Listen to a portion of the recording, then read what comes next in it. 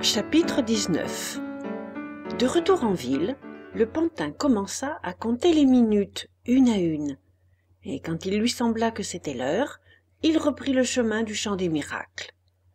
Pendant qu'il marchait d'un pas alerte, son cœur battait très fort en faisant tic-tac, tic-tac, comme une grosse horloge. Puis il se mit à courir en pensant « Et si, au lieu de 1000 pièces, j'en trouvais sur l'arbre 2000 ? Et si, au lieu de 2000, j'en trouvais 5000 ? Et si, au lieu de 5000, j'en trouvais 100 000 ?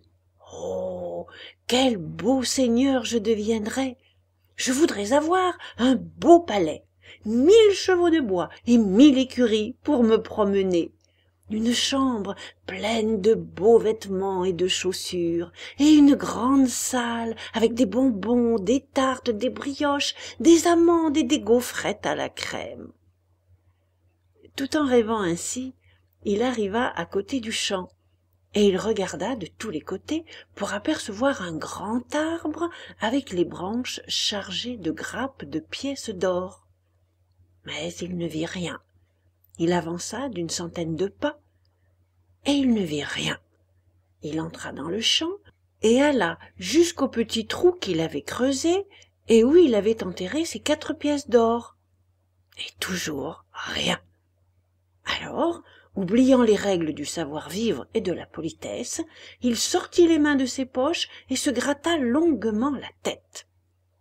À ce moment, il entendit un grand rire, et en se retournant, il vit sur un arbre un gros perroquet qui se grattait les quelques plumes qu'il avait sur le dos.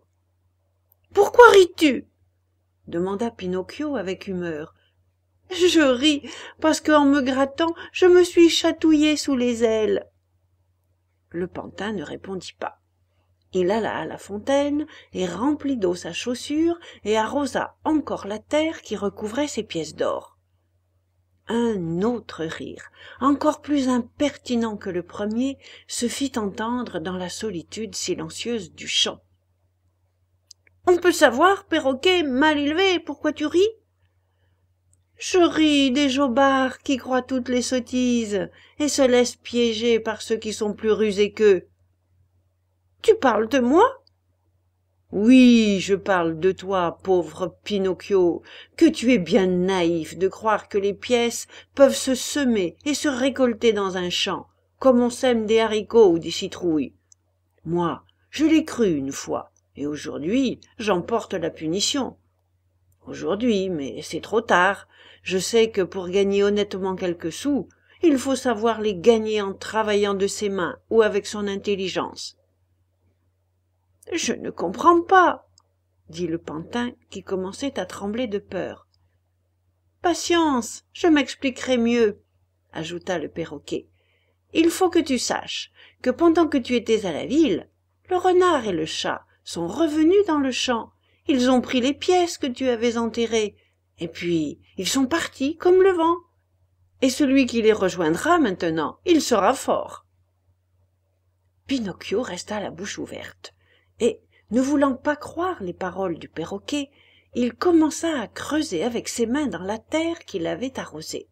Il creusait, il creusait, il creusait, et il fit un trou si profond qu'une meule de foin aurait pu y entrer. Mais les pièces n'y étaient plus. Désespéré, il revint dans la ville et alla au tribunal pour dénoncer au juge les 2 malandrins qu'il avait volés. Le juge était un gros singe de la race des gorilles, un vieux singe respectable par son grand âge, par sa barbe blanche et surtout par ses lunettes d'or sans verre qu'il portait continuellement à cause d'un mal aux yeux qui le faisait souffrir depuis des années. Pinocchio, devant le juge, raconta en détail le mauvais tour qu'on lui avait joué. Il dit le nom et donna le signalement de ses voleurs, et finit par demander justice. Le juge l'écouta avec bienveillance. Il prenait beaucoup d'intérêt à l'histoire. Il s'attendrit, il compatit, et quand le pantin n'eut plus rien à dire, il allongea la main et fit sonner sa clochette. Au tintement apparurent 2 gros chiens bouledogues habillés en gendarmes. Alors le juge, montrant Pinocchio aux gendarmes, leur dit « Ce pauvre diable a été volé de 4 pièces d'or. Attrapez-le et mettez-le en prison. » Le pantin, après avoir entendu cette sentence, se sentit attrapé par la tête et les jambes, resta d'abord interloqué, puis voulut protester. Mais les gendarmes, sans perdre de temps, lui fermèrent la bouche et l'emmenèrent en prison. Et il y resta 4 mois, 4 longs mois, et il y serait resté encore plus s'il ne s'était produit un événement heureux. Parce qu'il faut savoir que le jeune empereur qui régnait dans le royaume des Attrape-Nigauds, ayant remporté une grande victoire sur ses ennemis, ordonna une grande fête publique avec des illuminations, des feux d'artifice, des courses en sac et des courses de vélo. Et en signe de joie, il voulut qu'on ouvre toutes les cellules et qu'on libérât tous les prisonniers.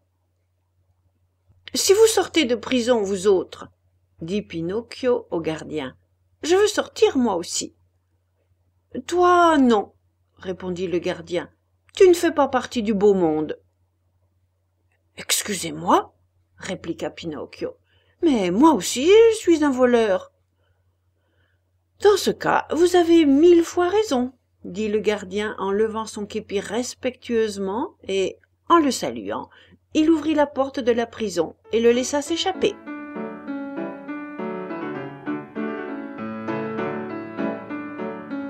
Chapitre 20. Vous pouvez vous imaginer la joie de Pinocchio quand il se sentit libre. Ne cherchant à savoir pourquoi ci et pourquoi ça, il sortit très vite de la ville et reprit le chemin qui devait le conduire à la maison de la fée. À cause du temps pluvieux, la rue était devenue un bourbier et on enfonçait jusqu'à mi-mollet. Mais le pantin n'y faisait pas attention. Tourmenté par le désir de revoir son papa et sa grande sœur, il galopait comme un lévrier. Et pendant qu'il courait, des éclaboussures le salissaient jusque sous son béret. Tout en courant, il se disait « Que de malheurs me sont tombés dessus! Mais je les mérite, parce que je suis un pantin têtu et désobéissant. Et je veux tout faire comme je veux, sans vouloir écouter ceux qui m'aiment, et ont 1000 fois plus de cervelle que moi. Mais à partir de maintenant, je vais changer de vie et devenir un bon garçon, gentil et obéissant. Jusqu'à aujourd'hui, tous les garçons que j'ai vus, qui étaient désobéissants, recevaient une punition et se repentaient. Et mon pauvre papa, qui m'aura attendu. Est-ce que je vais le trouver à la maison de la fée? Il y a si longtemps que je ne l'ai pas vu, ce pauvre homme, qu'il me tarde de le couvrir de caresses et de baisers. Mais est-ce que la fée me pardonnera mes mauvaises actions? Et penser que j'ai reçu d'elle tant d'attention et tant de soins. Et dire que, si aujourd'hui je suis vivant, c'est à elle que je le dois. Mais est-ce qu'on pourrait trouver un enfant plus ingrat et plus sans cœur que moi? Au moment où il se disait ça, il s'arrêta d'un coup et fit 4 pas en arrière. Qu'est-ce qu'il avait vu? Il avait vu un gros serpent qui traversait la route. Il avait la peau verte, des yeux de feu et une queue pointue qui fumait comme une cheminée. Impossible d'imaginer la peur du pantin. Il s'éloigna à une bonne distance, s'assit sur un tas de pierres et attendit que le serpent s'en aille à ses affaires et laisse le passage sur la route. Il attendit 1 heure, 2 heures, 3 heures, mais le serpent était toujours là, et, même de loin, on voyait rougeoyer ses yeux de feu et la colonne de fumée qui sortait de la pointe de sa queue. Alors, Pinocchio, prenant son courage à 2 mains, s'avança de quelques pas et, d'une petite voix toute douce, subtile et insinuante, dit au serpent « Excusez-moi, monsieur le serpent, mais voudriez-vous me faire le plaisir de vous pousser un peu pour me laisser passer ?» C'est comme s'il s'adressait à un mur, rien ne bougea. Alors il reprit, de la même petite voix. « Sachez, monsieur le serpent, que je rentre à ma maison pour retrouver mon papa, qui m'attend depuis très longtemps. Est-ce que vous voulez bien que je continue ma route ?» Il attendait une réponse à cette demande, mais la réponse ne venait pas. En effet, le serpent qui, jusqu'ici, semblait alerte et plein de vie, devint immobile et raide comme un morceau de bois. Ses yeux se fermèrent et sa queue s'arrêta de fumer. « Il est peut-être mort !» se dit Pinocchio en se frottant les mains, et, sans attendre, il fit le geste de l'enjamber pour passer de l'autre côté de la route. Mais il n'avait pas fini de lever la jambe que le serpent se leva à l'improviste, et le pantin, épouvanté, fit un saut en arrière, trébucha et tomba par terre. Et précisément, il tomba si mal qu'il resta la tête dans la boue de la rue et les jambes en l'air. En voyant le pantin qui gesticulait, la tête dans la boue et les pieds qui pédalaient en l'air, à une vitesse incroyable, le serpent fut pris d'une crise de fou rire et il riait tellement qu'une veine de sa poitrine se rompit, et cette fois il mourut vraiment. Alors Pinocchio recommença à courir pour arriver à la maison de la fée avant qu'il fasse nuit. Mais, en chemin, il ressentit les morsures terribles de la faim. Il sauta dans une vigne pour cueillir quelques grappes de raisin. Il n'avait jamais fait ça. À peine arrivé au premier cep, crac, il se sentit happé aux jambes par 2 morceaux de fer coupants qui lui firent voir 36 chandelles. Le pauvre pantin était pris dans un piège qui avait été posé là par des paysans qui voulaient attraper quelques grosses fouines qui étaient la terreur de tous les poulaillers du voisinage. Chapitre 21. Pinocchio, comme vous pouvez l'imaginer, se mit à pleurer, à crier, à hurler. Mais c'étaient des cris et des plaintes inutiles, car tout autour, il n'y avait aucune maison et il n'y avait âme qui vive. La nuit tomba, un peu à cause de la douleur causée par le piège qui lui mordait les jambes, et un peu à cause de la frayeur de se retrouver seul dans le noir au milieu de ce champ. Le pantin sentait qu'il allait s'évanouir. Quand tout à coup, il vit passer un ver luisant avec une petite lampe sur la tête. Il l'appela et lui dit « Oh, cher petit ver luisant, aurais-tu la gentillesse de me libérer de ce piège ?» « Pauvre enfant !» répondit le ver luisant, s'arrêtant plein de pitié pour le regarder.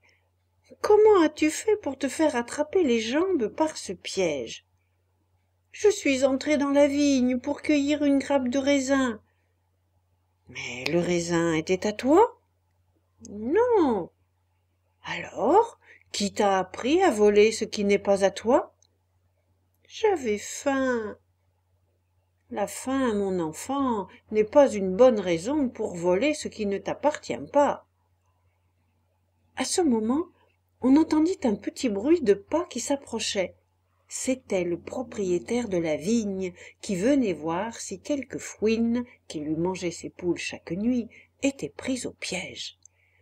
Et son étonnement fut grand quand, sortant une lanterne de sous sa cape, il vit que c'était un pantin qui avait été pris. « Ah, voleur !» dit le paysan en colère. « C'est toi qui viens voler mes poules ?»« Ce n'est pas moi, ce n'est pas moi !» cria Pinocchio en sanglotant. « Je suis entré dans la vigne seulement pour cueillir une grappe de raisin. »« Celui qui vole du raisin est tout à fait capable de voler aussi des poules. Laisse-moi te donner une bonne leçon pour t'empêcher de recommencer. » Et, ouvrant le piège, il attrapa le pantin par le collet et l'emmena chez lui, comme s'il avait porté un agneau de lait. Arrivé à la basse-cour devant la maison, il le jeta par terre et, en lui posant un pied sur le cou, il lui dit « Maintenant, c'est tard et je veux aller me coucher. Nous ferons nos comptes demain. Mais mon chien, qui faisait la garde la nuit, est mort. Alors aujourd'hui, tu feras son travail. Tu me serviras de chien de garde. » Sitôt dit, sitôt fait, il lui passa autour du cou un gros collier, tout couvert de pointes de fer, et il le serra très fort pour que Pinocchio ne passe pas la tête au travers. Au collier était attachée une longue chaîne de fer qui était fixée au mur. « S'il pleut cette nuit, dit le paysan, tu peux aller te coucher dans cette niche où il y a toujours de la paille, et qui a servi de lit pendant 4 ans à mon pauvre chien. Et si par malheur il vient des voleurs, souviens-toi que tu dois écouter tous les bruits et aboyer. » Après ce dernier avertissement, le paysan entra dans sa maison en fermant la porte au verrou. Le pauvre Pinocchio restait enchaîné dans le poulailler, plus mort que vif, à cause du froid, de la faim et de la peur. Enfonçant rageusement ses mains dans le collier qui lui serrait trop le cou, il disait en pleurant: « Me voilà bien, j'ai voulu faire le bon à rien, le vagabond. J'ai suivi les mauvais conseils de méchants compagnons, et le malheur me suit sans répit. Si j'étais resté un bon petit garçon, comme il y en a tant, si j'avais eu la volonté d'étudier et de travailler, je serais resté à la maison avec mon pauvre papa. Et à cette heure, je ne me trouverais pas ici, au milieu des champs, à faire le chien de garde dans le poulailler d'un paysan.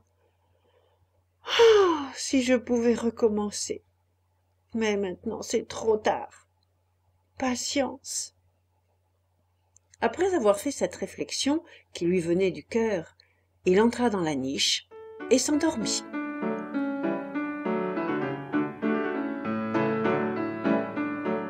Chapitre 21. Il y avait déjà plus de 2 heures qu'il dormait paisiblement, quand, vers minuit, il fut réveillé par un murmure d'étranges petites voix qu'il lui semblait entendre dans la basse-cour. Il sortit le bout du nez de la niche, et il vit, réunies comme pour un conseil, 4 petites bêtes au pelage sombre qui lui semblèrent être des chats. Mais ce n'étaient pas des chats, c'étaient des fouines, animaux carnivores, gourmandes, surtout d'œufs et de jeunes poulets. Une de ces fouines, se détachant de ses compagnes, alla jusqu'à la niche et dit à mi-voix: « Bonsoir, Mélampe. »« Je ne m'appelle pas Mélampe, » répondit le pantin. « Alors, qui es-tu ? » ?»« Je suis Pinocchio. »« Mais qu'est-ce que tu fais là ? » ?»« Je fais le chien de garde. »« Et Mélampe, où est-il ? Où est-il, ce pauvre chien qui habitait dans cette niche ? » ?»« Il est mort ce matin. »« Mort ? Pauvre bête, il était si bon.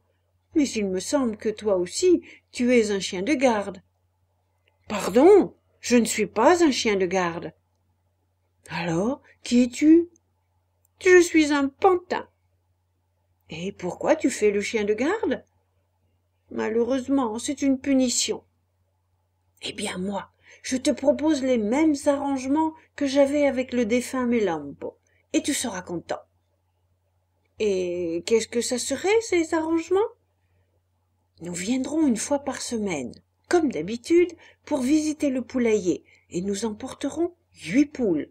Nous en mangerons 7, et la 8e, nous te la donnerons, à condition bien sûr que tu fasses semblant de dormir, et que tu n'aies pas l'idée d'aboyer et de réveiller le paysan. »« Mélampo faisait ça ? » demanda Pinocchio. « Oui, il faisait ça, et nous avons toujours été bons amis. Donc, dors tranquillement, et sois sûr qu'avant de partir, nous laisserons devant ta niche une belle poule, toute plumée pour ton repas de demain. C'est d'accord ? » »« Très bien, » répondit Pinocchio, et il secoua la tête comme s'il avait voulu dire: « Nous en reparlerons dans peu de temps. » Quand les 4 fouines se crurent en sécurité, elles filèrent droit sur le poulailler qui était à côté de la niche du chien, et, après avoir ouvert, à coups de dents et de griffes, la porte de bois qui fermait l'entrée, elles se faufilèrent l'une après l'autre. Mais, À peine étaient-elles entrées qu'elles entendirent la porte se refermer avec une grande violence.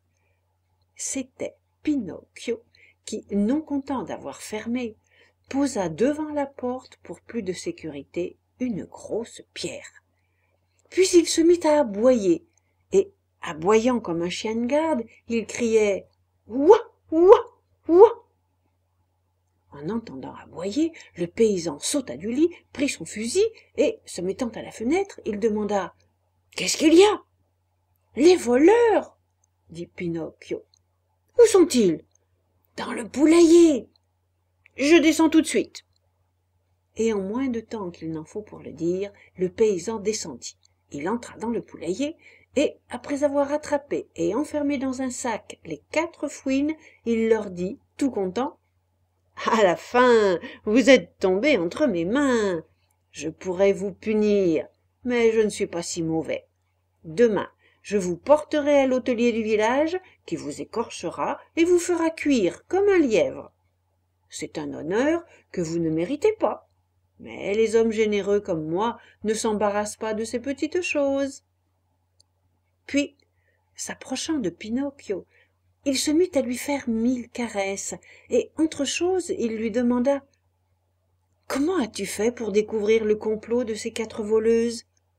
Et dire que Melampo, mon fidèle Melampo, ne s'est jamais aperçu de rien. » Le pantin, alors, aurait pu raconter ce qu'il savait. Il aurait pu raconter le pacte honteux qu'avaient passé le chien et les fouines. Mais il se souvint que le chien était mort, et il se dit « À quoi ça sert d'accuser les morts ? Les morts sont morts, et la meilleure chose que nous puissions faire est de les laisser en paix. » Quand les fouines sont arrivées, tu dormais ou tu étais éveillé ? Lui demanda le paysan. Je dormais, répondit Pinocchio. Mais les fouines m'ont réveillé avec leur bavardage, et une est venue jusqu'à ma niche pour me dire « Si tu me promets de ne pas aboyer et de ne pas réveiller le patron, nous te donnerons une belle poularde, toute plumée. » Vous comprenez, avoir le culot de me faire une telle proposition, parce qu'il faut savoir que je suis un pantin et que j'ai tous les défauts du monde, mais je ne serai jamais le complice de gens malhonnêtes. « Brave enfant !» cria le paysan en lui donnant une tape sur l'épaule. « Ces sentiments te font honneur. Pour te prouver ma satisfaction, je te laisse libre de rentrer chez toi. » Et il lui enleva le collier de chien. Chapitre 23. Dès que Pinocchio ne sentit plus le poids de ce collier, dur et humiliant, il s'échappa à travers champs et ne s'arrêta pas un seul instant jusqu'à ce qu'il eût rejoint la grande route qui devait le mener à la maison de la fée. Arrivé sur la grande route, il regarda partout, tout autour de lui. Il vit le bois, où il avait malheureusement rencontré le renard et le chat. Il vit au milieu des arbres pointer la cime du grand chêne, où il avait été pendu. Mais il eut beau regarder de tous les côtés, il ne vit nulle part la petite maison de la belle jeune fille aux cheveux bleus. Alors, il eut comme une sorte de triste pressentiment, et, courant de toutes les forces qui lui restaient, il arriva en quelques minutes dans le pré où il avait déjà vu la petite maison blanche. Mais la petite maison blanche n'y était plus. À la place, il y avait une plaque de marbre sur laquelle on pouvait lire, en lettres capitales, ces mots. Si J, la fée aux cheveux bleus, morte de chagrin d'avoir été abandonnée par son petit frère Pinocchio. Je vous laisse imaginer comment resta le pantin quand il eut compris le sens de ces mots. Il tomba à terre et couvrit de 1000 baisers cette plaque de marbre. Il se mit à pleurer. Il pleura toute la nuit, et quand le matin se leva, il pleurait toujours, tant et si bien que ses yeux n'avaient plus de larmes. Et ses cris et ses gémissements étaient si forts que toutes les collines du voisinage en répétaient l'écho. Et, tout en pleurant, il disait Oh, ma belle petite fée, pourquoi es-tu morte? Pourquoi moi, au contraire, je ne suis pas mort, moi qui suis si méchant, si mauvais, alors que toi, tu étais si douce, si bonne. Et mon papa, où est-il maintenant? Oh, ma chère petite fée, dis-moi où je pourrais le trouver. Je veux rester avec lui, toujours, toujours. Je ne le quitterai plus jamais. Oh, ma petite fée chérie, dis-moi que ce n'est pas vrai que tu sois morte. Si tu m'aimes, si tu aimes ton petit frère, ressuscite, reviens vite comme avant. Tu n'es pas malheureuse de me voir seule et abandonnée de tout le monde? Si les assassins arrivent, ils me pendront encore à l'arbre, et alors je mourrai pour toujours. Qu'est-ce que tu veux que je fasse, tout seul dans ce monde, maintenant que j'ai perdu mon papa? Qui me donnera à manger? Où irai-je la nuit? Qui me fera des vêtements? Oh, il vaudrait mieux, 100 fois mieux, que je meure moi aussi. Oui, je veux mourir.